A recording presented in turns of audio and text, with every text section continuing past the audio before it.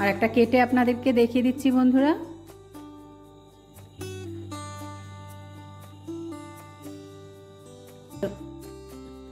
নমস্কার বন্ধুরা, রুচি রান্না কিচেনে আপনাদের সবাইকে স্বাগত জানিয়ে আজকের পর্ব শুরু করছি।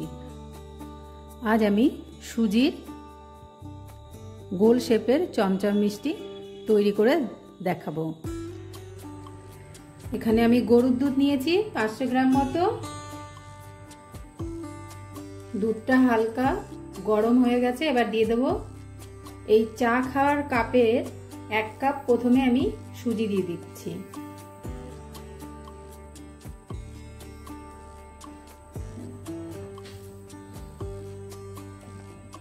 আরো 1 কাপ দিলাম।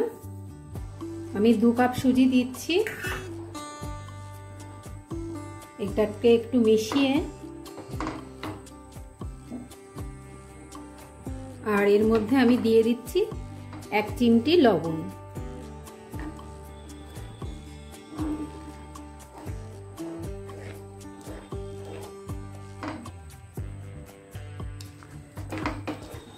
এই সময় আমার গ্যাসের ফ্লেমটা একদম লোতে করে রেখেছি আর এইভাবে আমি সুজিটাকে নাড়িয়ে নাড়িয়ে মিশিয়ে দেব। এবার দিয়ে দেব 1/2 কাপ মতো চিনি।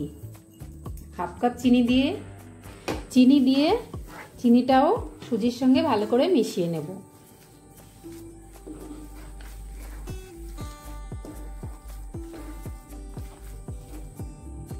এবার দিয়ে দেব 1 চামচ মতো ঘি ওপর থেকে।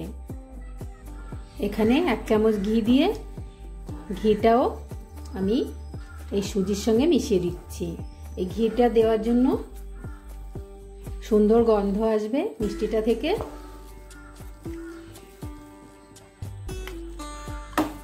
আর সুন্দর উঠে যাবে কড়ার থেকে। হয়ে গেছে আমার ডোটা বানানো। এবার নামিয়ে নেব। ডোটা নামিয়ে নিয়েছি। এবার এটা একটু ঠান্ডা করে নেব। এইভাবে একটু ছড়িয়ে দিচ্ছি আমি ডোটাকে। তারপরে মিষ্টির শেপে গড়ে নেব।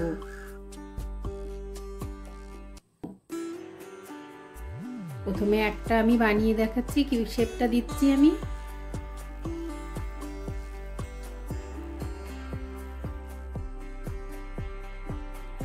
একটা আমি দেখালাম, এরকম তৈরি করেছি। আমি বাকিটাও করব। আমি একটা পাত্র নিয়ে নিলাম আর তাতে আমি এটা রেখে দিচ্ছি। আমি আর একটাও নিয়ে নিলাম। এটাকেও আমি হাতের পরে এরকম করে গোল করব। গোল করে হালকা চেপে এরকম চ্যাপটা করে শেপ দিয়ে দিলাম।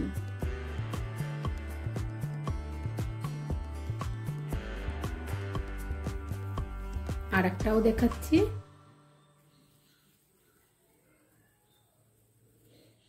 এই এরকম করে আমি সবগুলো মিষ্টি বানিয়ে নিচ্ছি। দেখুন বন্ধুরা, আমার সব মিষ্টিগুলো তৈরি করে নেওয়া হয়ে গেছে। এখানে বানিয়ে নিয়েছি আর বাকিটা এখানে আছে থালাতে। এটাও আমি থালাটা প্লেটে উঠিয়ে নিচ্ছি।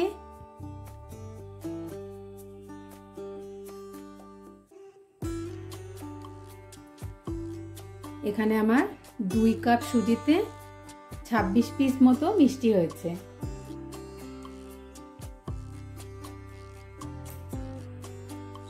উনানে কড়াই বসিয়ে দিয়েছি, গ্যাস ধরিয়ে এবার দিয়ে দেবো 1 বাটি চিনি। আমি এই বাটি 1 বাটি চিনি দিলাম আর এই বাটিরই দিয়ে দিচ্ছি আমি 2 বাটি জল। এবার এই চিনিটা দিয়ে আমি একটা শিরা তৈরি করে নেব। আর দিয়ে দিচ্ছি আমি 4টে এলাচ। চিনিটা জলের সঙ্গে ভালো করে ফুটিয়ে একটা শিরা তৈরি করে নিতে হবে। একটা পাতলা শিরা হলেই হয়ে যাবে।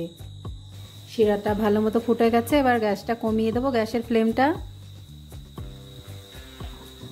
ফ্লেমটা একদম কমিয়ে দিয়েছি। এবার আমি তৈরি করে রাখা মিষ্টিগুলো দিয়ে দিচ্ছি। মিষ্টির শেপগুলো এক এক করে আমি ছেড়ে দিচ্ছি। আর এই সময় আমি গ্যাসের ফ্লেমটা একদম লোতে করে দিয়েছি।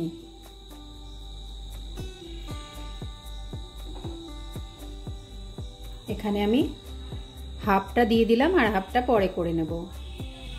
গ্যাসের ফ্লেমটা আমি মিডিয়ামে করে দিলাম। মিষ্টিগুলো একদম সুন্দর তৈরি হয়েছে, যে কারণে মিষ্টিগুলো ওপরে ভেসে আছে। এগুলোকে আমি একটু উল্টে উল্টে দিচ্ছি 1 মিনিট জ্বালানোর পরে।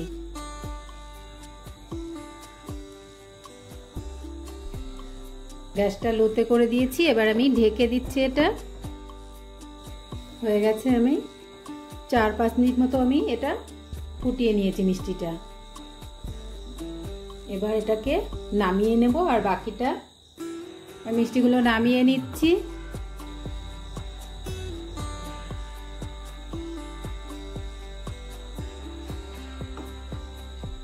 আর বাকি মিষ্টিগুলো আমি দিয়ে দিচ্ছি শিরার মধ্যে। গ্যাসটা ভাজার সময়ও আমি গ্যাসটা লোতে রেখে দিয়েছি। এই মিষ্টিটাও আমার 4 মিনিট ফুটিয়ে নিয়েছি। এবার এটাও হয়ে গেছে।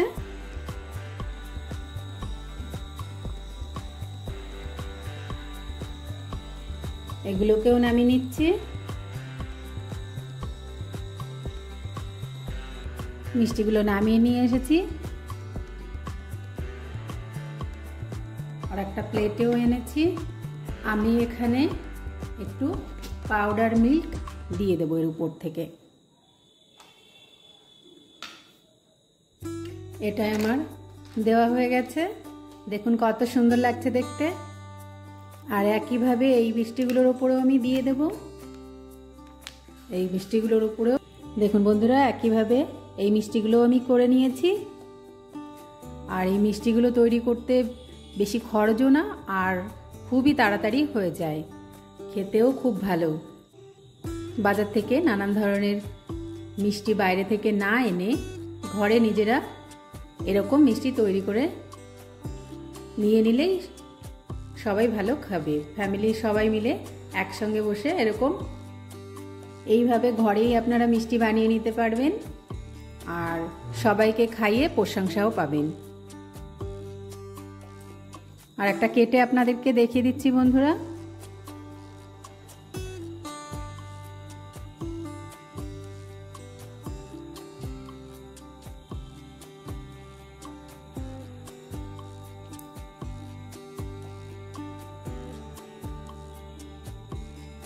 আর আজকের মতো এই পর্যন্ত।